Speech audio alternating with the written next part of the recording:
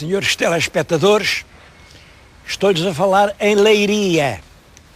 Eu digo sempre Leiria, minha Leiria. Para toda a gente há uma primeira cidade no mundo. E eu nunca escondi que a minha primeira cidade é Leiria. Primeira, neste sentido, quando uma criança vem ao mundo, abre os olhos e vê. Os olhos surpresos e deslumbrados olham, e o que eu vi foi a cidade de Leiria. Já lá vai muito tempo, mas Leiria ficou no meu coração para sempre. Bom, mas venha Leiria, não é para falar de mim. Eu estou aqui na Senhora da Encarnação. Quem conhece Leiria, toda a gente sabe o que é a Senhora da Encarnação. É uma colina, fica do lado oposto ao castelo, e aqui na Senhora da Encarnação, que é um lindo templo, tem ali uma esquina, uma pedra, está ali escrito qualquer coisa. Ali diz: aqui se pôs a primeira pedra, a 24 de setembro de 1588. Presente o reverendo Cabido, está tudo por abreviaturas, Cabido, e Duque de Vila Real. E muito povo, a última linha, muito povo. Entre esse muito povo, em 1588, devia estar um menino que então teria 10 ou 11 anos, um menino chamado Francisco. Vinha pela mão da mãe e do pai, e todo o povo de Leiria acudiu aqui, junto do senhor Duque e do reverendo Cabido, para assistir à construção dessa igreja. O menino chamava-se Francisco Rodrigues Lobo. É desse menino que eu lhes venho falar.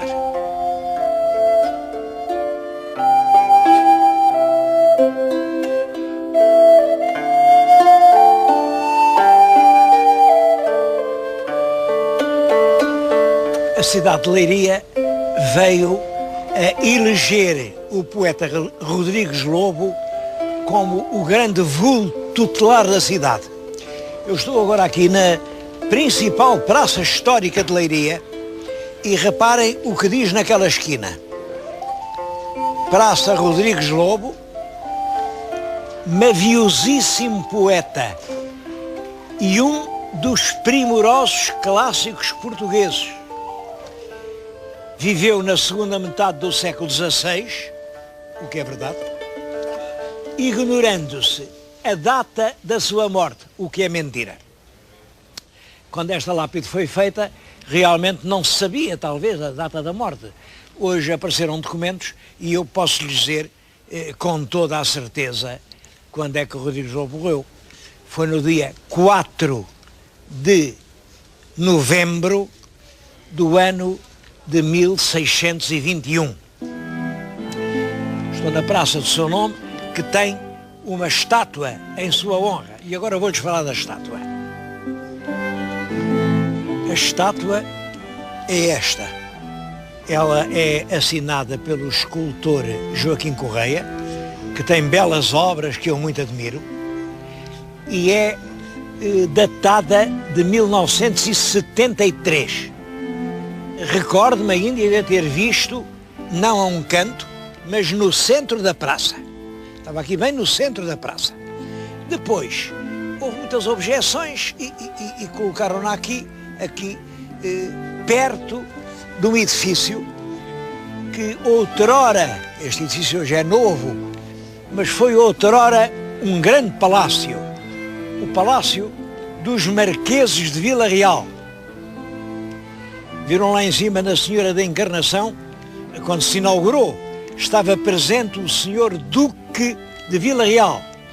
O Duque de Vila Real era o Marquês de Vila Real, que esteve de acordo com o domínio filipino e que por isso Filipe II promoveu de Marquês a Duque. e naquela altura era Duque de Vila Real. Mas depois o filho dele já não era Duque, era outra vez Marquês.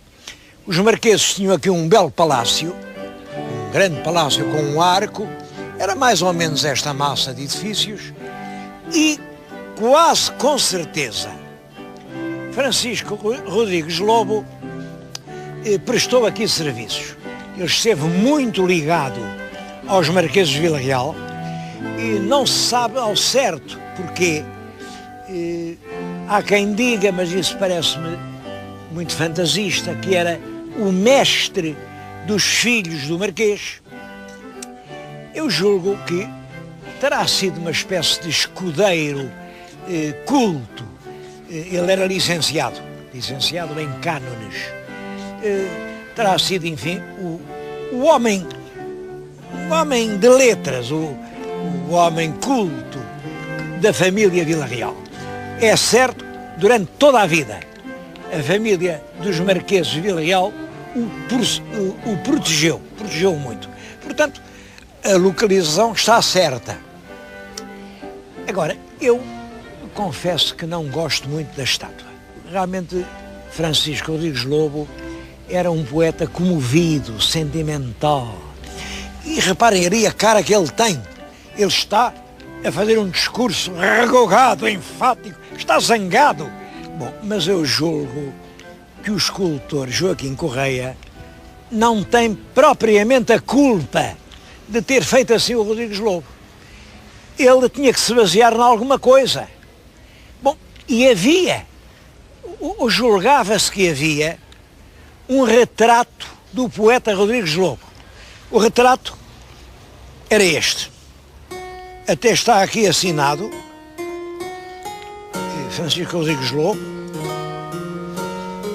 Agora, devo dizer que aqui começam os grandes enganos da história. Esta assinatura não estava no boneco.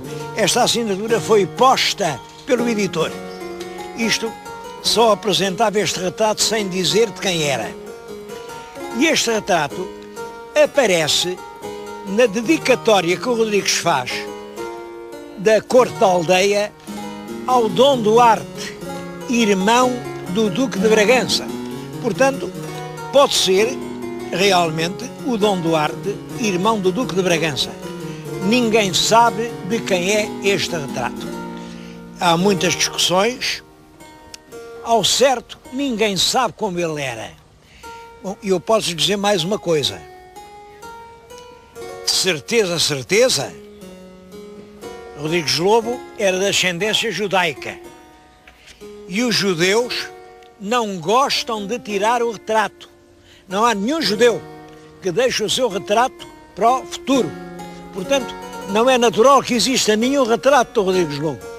Bom, mas o escultor acreditou nisto e transformou isto em bronze e deu aquele resultado.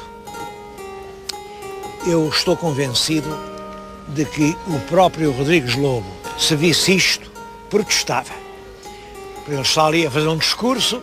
Ora, ele deixou-nos um texto que eu lhes vou ler, sobre as maneiras de fazer discursos. Há ali um sítio chamado A Fonte Grande, já existia no tempo dele. Vou lá ler-lhes o que ele dizia sobre a maneira de fazer discursos.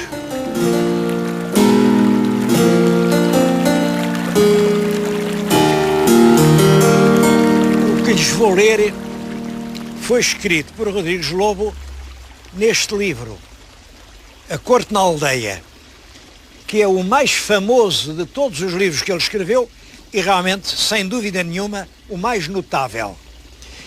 A Corte na Aldeia é uma série de diálogos, são 16 diálogos, sobre coisas correntes, sobre a maneira de estar no mundo, de fazer visitas, de dar prendas, de conversar, de desempenhar missões, de fazer discursos, enfim, a vida. Não há nenhum documento tão precioso para definir a mentalidade cultural do século XVII como esta Corte na Aldeia. Este livro que tenho nas mãos é precioso e devo poder mostrá-lo à amabilidade da Biblioteca e do Arquivo Distrital de Leiria. que me facultaram para esse efeito. Vêm aqui os vários diálogos, e o diálogo 8º é sobre a maneira de falar. Como é que se deve falar? Ele à conversa chama a prática. No século XVI e XVII, praticar significava conversar. E ele dá esta lição. O primeiro instrumento da prática é a voz. A voz que há de ter estas propriedades. Primeiro, ser clara, branda, compassada, porque a voz escura confunde as palavras. A áspera e seca tira-lhes a suavidade. A muito delgada e feminina faz imprópria a ação do que fala. E é muito apressada, impede e revolve as razões que por si podem ser muito boas. Em seguida diz que não fala dos gagos, coitados, nem dos ciciosos, nem dos rústicos grosseiros, mas sim dos cortesãos. Mesmo esses, alguns falam para dentro e outros falam tão depressa que parece que têm esporas na língua. Bom, intervém um outro interlocutor, estes são diálogos, e diz que depois da voz, os olhos são muito importantes. Os olhos dão muito espírito às razões e hão de ser claros, alegres, movíveis, porque os olhos muito intensos entristecem. Os muito apertados e franzidos movem ao desprezo. Os muito abertos, pasmados, estendidos para fora, fazem temor. E, posto que os olhos, por risonhos, nunca percam o seu parecer, nas práticas graves e importantes, nunca podem ser muito socalheiros. Bom, depois vem um outro interlocutor e diz que não são só a voz e os olhos, é também as sobrancelhas. As sobrancelhas, quando estão muito altas, parece que se está pasmado. Quando estão muito baixas, parece que está zangado. Quando estão muito apertadas, e é toda essa imagem do falar que ele nos descreve. Isto ainda hoje é verdade. E há certos oradores, olhem, nossos contemporâneos, eu na televisão constantemente ouço oradores que precisam desta lição, dada há alguns 400 anos. A oratória tem 7 vícios. Primeiro, escutar-se um homem a si próprio quando fala, por estar contente com o que está a dizer. Segundo, repetir outra vez o que já tem dito, com os olhos postos nos ouvintes, para que lhe gabem o que diz. Terceiro, deter-se tanto nas palavras, como se as fosse compondo e pesando para as dizer. Quarto, ir-se arrimando a bordões para que lhe acudam ao espírito, entretanto, as palavras. Quinto, ir à mão ao que lhe hão de responder para querer já dizer tudo. Sexto, esbracejar muito e dar grandes risadas dos seus próprios ditos. Sétimo, borrifar as palavras com a umidade da boca, por falar com muita veemência. Isto hoje diz-se deitar perdigotos. Depois explica que os 3 primeiros pecados do discurso nascem do amor a si próprio, a que os gregos chamavam filáusia. E é verdade. Os 4 segundos pecados nascem da falta de doutrina cortesã, no fundo, da falta de educação. Ainda hoje muitos dos nossos oradores padecem desses dois defeitos: amor demais por si próprio ou falta de educação cortesã.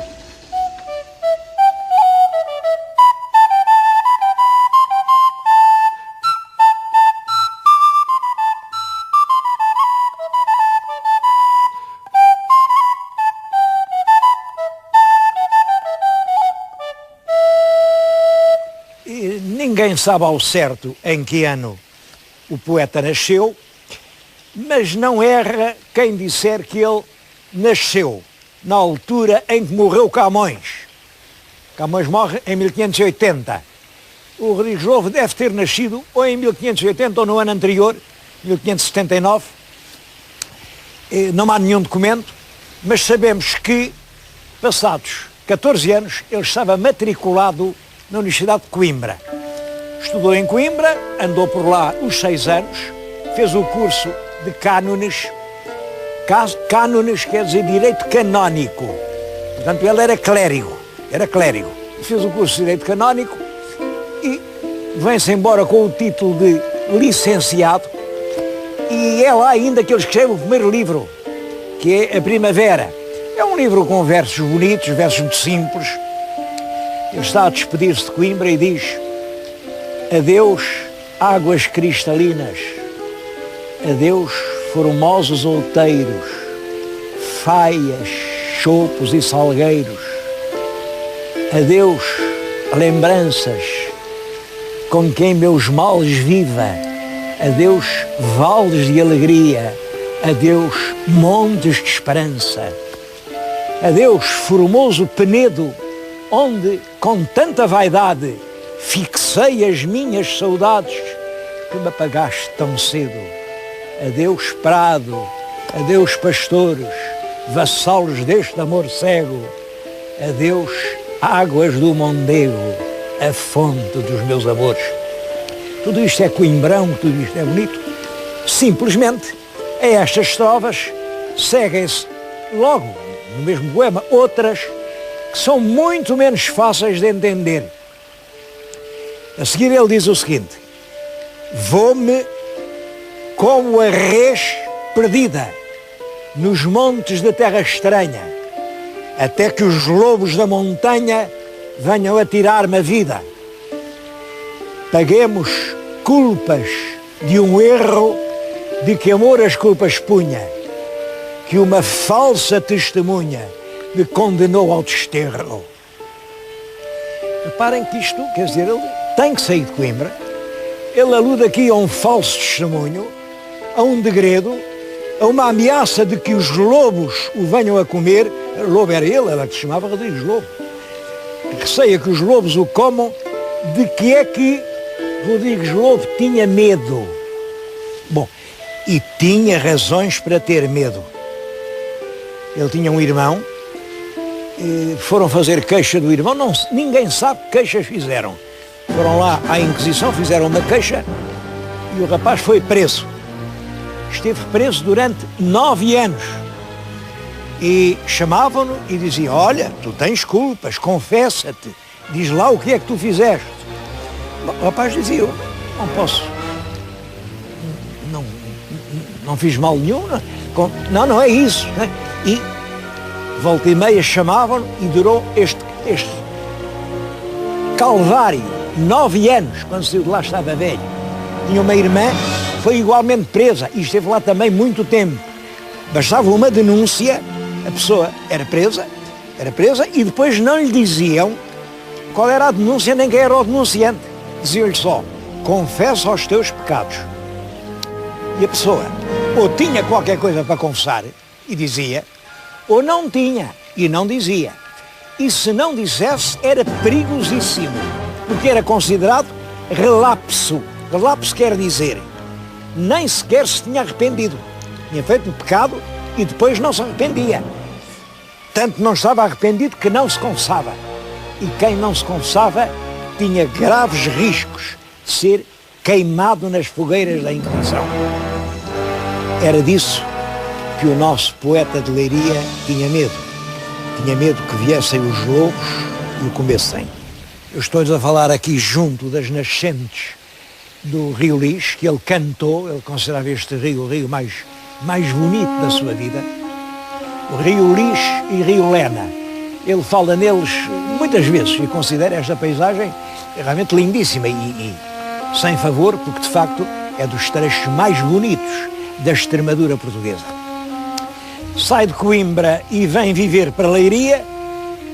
Apesar de ter ordens menores, não se conhecem nenhumas funções de clérigo, e é aqui que ele escreve uma grande parte da sua obra. Além daquela Corte na Aldeia, que eu lhes li, que é o último livro que ele escreveu. Escreveu O Pastor Peregrino, é uma novela, enfim, de amores românticos e bucólicos. O Desenganado, As Éclogas são poemas também bucólicos, no género da época, do tempo. E um livro que ficou célebre, O Condestabre. Condestabre é a vida em decassílabos do condestável Dom Nuno Alves Pereira. Esse livro é dedicado a um irmão do Duque de Bragança. Devo dizer que os Duques de Bragança eram parentes próximos dos Marqueses de Vila Real. Bom, portanto, o livro são 20 longos cantos e pode-se dizer que é um livro mole e sem talento. É mais um serviço que ele presta aos seus amos. O fim de Rodrigues Lobo é trágico. Ele tem 41 anos, quando vai, acompanhado por um fidalgo que é da família Marquês de Vila Real, e parece que vão a Lisboa. Agora isto passa-se em 1621, portanto, anda ele nessa idade, 40 anos, é um homem novo. Vai a Lisboa e vão tomar um barco a Santarém. Bom, é novembro, era o dia 4 de novembro, há uma ponta de vento muito súbita e o barco volta-se e morrem algumas pessoas, mas 4 dos criados do fidalgo e o próprio Rodrigues Lobo morre também afogado. Deu algum tempo depois à costa, num areal, os pescadores levaram-no, enterraram-no ali perto de Santarém, mais tarde foi levado para Lisboa. Esse fim trágico foi, é claro, emocionou alguns poetas, mas agora reparem o seguinte, houve até poetas, e um poeta que no seu tempo tinha muito prestígio, o Dom Tomás de Noronha. Este Dom Tomás de Noronha era um poema muito aceite, fez um soneto que tinha muita graça, muita graça. Diz que lá no céu até os deuses se riram, até os deuses todos se riram à gargalhada, por aquele homem ter morrido na água quando naturalmente devia morrer no fogo. Bom, percebem onde é que estava a graça. Ele achava que o Rodrigues Lobo era cristão novo, isto é, que tinha sangue de judeus nas veias, portanto não devia morrer afogado, devia naturalmente morrer queimado. Bom, e este soneto teve sucesso, anda impresso. Hoje isto impressiona-nos muito, muito. E eu quero chamar a atenção para isto. Hoje não era possível fazer uma graça desse género. Hoje todos nós acharíamos repugnante fazer esse humor negro à volta de um homem que, apesar de tudo, foi um grande escritor português. Todavia, naquele tempo, estamos em 1621, isto encontrou ecos. As pessoas ouviram isto. Quero concluir que não sejamos pessimistas. Afinal, sempre há progresso. Hoje, ninguém ousaria escrever uma blasfémia, uma infâmia dessa natureza. Não. E, sobretudo, esse é um dos grandes feitos dos portugueses. Nós curámos-nos completamente dessa preocupação primária de dizer este é de bom sangue, aquele é de mau sangue, o filho deste é judeu, daquele... Não. Hoje somos todos irmãos portugueses. Ninguém sabe se tem algum ponto de sangue judaico. Eu próprio sei lá, o senhor telespectador sabe lá, ninguém o sabe em Portugal, nem sabe, nem interessa saber, porque nós conseguimos definitivamente varrer das nossas mentes esse odioso preconceito. Isso significa que nesse campo realizamos um grande progresso moral. E quando se vê que são possíveis progressos tão grandes, pode manter-se viva toda a chama da nossa esperança.